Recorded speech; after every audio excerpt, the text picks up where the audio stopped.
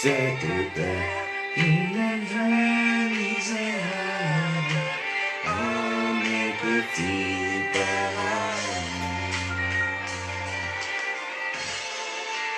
Oui, je te célèbre et je me prosterne, je veux proclamer ta majesté. En toi tout n'est que grâce, tout est admirable. Dieu, tu es si bon et bon pour moi. Je te célèbre et je me prosterne.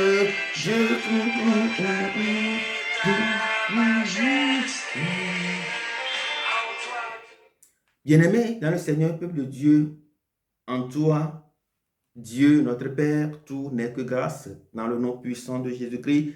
C'est pourquoi nous déclarons ce matin dans le livre des Psaumes, verset 25, chapitre 25, verset 6, ce qui suit. Éternel, souviens-toi de ta miséricorde et de ta bonté, car elles sont éternelles. Éternel, souviens-toi de ta miséricorde et de ta bonté. Nous nous rappelons que Jésus-Christ, lorsqu'il était rentré dans le jardin de Gethsémani, il a fait la même prière pendant 3 heures. Bien-aimés dans le Seigneur, peuple de Dieu, prenons un moment de notre vie chaque journée et faisons des déclarations. Faisons monter nos déclarations vers le trône de Dieu. Faisons monter nos déclarations. Faisons des supplications. Faisons des actions de grâce. Prions lui. Offrons-nous à lui quotidiennement. Crions ce matin en déclarant: Éternel, souviens-toi de ta miséricorde et de ta bonté, car elles sont éternelles. Peu importe ce que nous traversons, eh bien, la miséricorde et la bonté de l'Éternel sont éternelles et sont capables dans notre vie. La bonté et la miséricorde de l'Éternel sont capables de tout changer, tout transformer, tout illuminer et tout réinitialiser, tout restaurer dans notre vie. La bonté et la miséricorde de Dieu sont capables. Déclare ce matin avec moi: je sais, je crois que ta bonté et ta miséricorde sont capables de tout dans ma vie. Ta bonté et ta miséricorde sont capables. Je crois en toi, Père. Je crois que ta bonté et ta miséricorde sont encore capables. Ta bonté et ta miséricorde se renouvellent dans ma vie. Ta bonté et ta miséricorde se renouvellent sur le chemin de notre destinée. Ta bonté et ta miséricorde renouvellent l'atmosphère au milieu de nous. Ta bonté et ta miséricorde pensent nos blessures intérieures. Ta bonté et ta miséricorde ressuscitent tout ce qui est mort en nous ce matin dans le nom puissant de Jésus-Christ. Bien-aimés dans le Seigneur, peuple de Dieu, nous parlons des témoignages. Il s'agit donc d'un homme de Dieu qui a ressuscité sa mère après que celle-ci soit décédée pendant 10 jours. Bien-aimé dans le Seigneur, peuple de Dieu, il s'agit d'un grand homme de Dieu, un homme charismatique qui a marqué le début de son ministère par la résurrection d'une fillette de 6 ans, et il a continué dans la même lancée à être utilisé puissamment par l'Éternel des armées. Il s'agit de l'homme de Dieu du feu, homme de Dieu Benson Idahosa. Il est donc un prédicateur puissant nigérien. Eh bien, un jour, pendant qu'il était en conférence aux États-Unis, eh bien, il a appris une nouvelle. On lui a envoyé un message comme quoi sa mère est décédée. Bien-aimé dans le Seigneur, peuple de Dieu, lorsqu'il a appris la nouvelle, il a dit: Depuis, ça fait quelques jours, il a sondé dans son esprit et Dieu ne lui a pas dit que sa mère devait mourir de la sorte. Eh bien, il a renvoyé un message à la famille pour leur dire, allez déposer ma maman sur mon lit.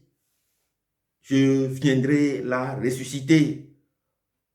Et on lui a demandé dans combien de jours il pourrait donc revenir en famille à la maison au Nigeria. Il a dit, je reviendrai dans 10 jours, allez déposer ma maman sur le lit, je viendrai la ressusciter. Bien-aimé dans le Seigneur, peuple de Dieu, l'homme de Dieu a fini sa conférence dans les 10 jours qui ont suivi et il est finalement descendu au Nigeria. Au Nigeria, il a demandé directement d'aller à la maison. On lui a conduit directement chez lui à la maison, dans sa chambre. Et sur le chemin, on lui disait que ta maman était décédée. Ça fait 10 jours qu'en temps normal, son corps devait rentrer en putréfaction. Bien-aimé dans le Seigneur, peuple de Dieu, il est entré dans sa chambre où sa maman a été déposée sur le lit. Eh bien, cet homme de Dieu a ressuscité sa maman. Il lui a dit, maman, je viens d'arriver à la maison, eh bien, lève-toi pour me servir de l'eau fraîche. Bien-aimé dans le Seigneur, peuple de Dieu, c'est le message qu'il a annoncé, c'est le message que la mort, que sa maman décédée a reçu depuis son esprit et elle s'est réveillée pour servir de l'eau fraîche à sa maman. Bien-aimé dans le Seigneur, peuple de Dieu, c'est un grand témoignage. Il s'agit d'un homme de Dieu, d'un grand homme de Dieu, d'un grand homme charismatique, puissant, que Dieu a puissamment utilisé, que Dieu a puissamment oint pour véritablement faire cette œuvre au milieu de nous, surtout en Afrique de l'Ouest. Bien-aimé dans le Seigneur, peuple de Dieu, c'est un témoignage, ce n'est pas une simple histoire, c'est un témoignage. Mais ce que je voudrais que nous revoyions ensemble ce matin, eh bien, un homme, suivons un peu comment la scène s'est passée.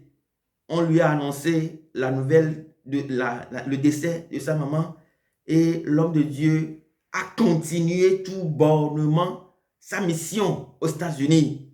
Bien-aimé dans le Seigneur, peuple de Dieu, qui parmi nous pourra donc faire cette œuvre-là, si ce n'est le Saint-Esprit qui est le véritable consolateur, qui nous maintient dans notre foi pour que nous puissions véritablement résister aux mauvais jours et les défier. Bien-aimé dans le Seigneur, peuple de Dieu, dans un premier temps, l'homme de Dieu a dit, au dernier moment que j'ai vérifié dans mon esprit, Dieu ne m'a pas dit que ma maman allait décéder et donc je vais la ressusciter. La première chose. Deuxième chose, eh bien, il a attendu jusqu'à 10 jours, eh bien, le temps de finir sa conférence. Pourquoi a-t-il attendu? Combien de temps avons-nous donc attendu Dieu? Combien de temps avons-nous saisi l'appel de Dieu d'attendre, d'espérer et d'écouter profondément Dieu en nous dans les profondeurs de notre vie? Combien de temps avons-nous passé devant l'Éternel? Combien de temps avons-nous passé avec Dieu pour l'interroger, lui parler, échanger avec lui, dialoguer avec lui? Cet homme de Dieu qui a ressuscité sa maman, je pense qu'il ne s'est pas levé pour dire, oh, ça fait tel jour, j'ai regardé dans mon esprit, Dieu ne m'a pas prévenu. Bien-aimé dans le Seigneur, peuple de Dieu, c'est un travail acharné, c'est un travail assidu, c'est un travail discipliné. Eh bien, nous devons, je pense, véritablement nous discipliner. Nous devons véritablement suivre de ces expériences, de ces témoignages pour véritablement reconstruire notre vie de foi. Il a appris une nouvelle il n'a pas été déstabilisé. Il a dit, je sais que j'ai l'Esprit de Dieu. Je sais que cet esprit est capable. Je sais que cet esprit est capable de tout changer. Je sais que cet esprit, c'est un esprit transformateur. C'est un esprit qui est constamment devant moi. Et je ne chancelle pas. C'est un esprit qui m'avertit. La Bible déclare dans le psaume 16, même dans la nuit, mon cœur m'avertit. C'est Dieu qui nous avertit à travers nos cœurs. Et la Bible déclare, la nuit, mon cœur m'avertit. La nuit, ça peut être simplement les moments difficiles, les moments ténébreux, les moments périlleux, les moments de tempête, les moments de violence. Eh bien, la Bible déclare, même dans la nuit, mon cœur m'avertit. Même dans la nuit, à la nouvelle du décès de sa maman, eh bien, Dieu l'a averti, Dieu lui a parlé, l'Esprit de Dieu a intervenu dans cette affaire, lui a dit, ta maman, elle se repose, tu iras lui demander simplement de se relever et de te servir de l'eau à boire. Bien-aimé dans le Seigneur, peuple de Dieu, la deuxième chose, eh bien, qu'est-ce qui est décédé en nous? Qu'est-ce qui est décédé autour de nous? Qui est-ce qui est décédé dans nos maisons? Eh bien, aujourd'hui, ce que je sais, c'est que la plupart du temps, nous avons laissé les choses faire. Il y a des gens qui meurent à côté de nous. Je voudrais dire simplement, il y a des gens qui sont debout, que nous voyons, qui font des allers-retours quotidiennement, mais qui sont morts. Il y a nos parents qui sont là et que nous ne voulons même plus regarder. Il y a nos amis qui sont là et que nous ne voulons plus regarder. Il y a nos frères qui sont là et qui, nous savons, qui ont besoin de nous pour être véritablement ressuscités. Il y a quelque chose qui est mort en eux. Peut-être ils ont reçu une blessure intérieure. Peut-être ils sont malades psychologiquement, mentalement. Peut-être qu'ils ont besoin de nos soutiens. Peut-être qu'ils ont besoin que nous échangions avec eux, que nous parlions avec eux, que nous discutions avec eux, que nous allions vers eux. Peut-être qu'ils ont besoin simplement que nous puissions leur montrer nos sourires. Bien-aimés dans le Seigneur, peuple de Dieu, qui est-ce qui est mort autour de nous et qui est-ce qui est mort en nous, à l'intérieur de nous? Il y a beaucoup de choses qui sont mortes en nous. Eh bien, nos consciences aussi sont mortes. Est-ce que l'Esprit de Dieu nous a parlé? Est-ce que nous avons constamment l'Éternel? Est-ce que nos cœurs nous avertissent que notre conscience est morte?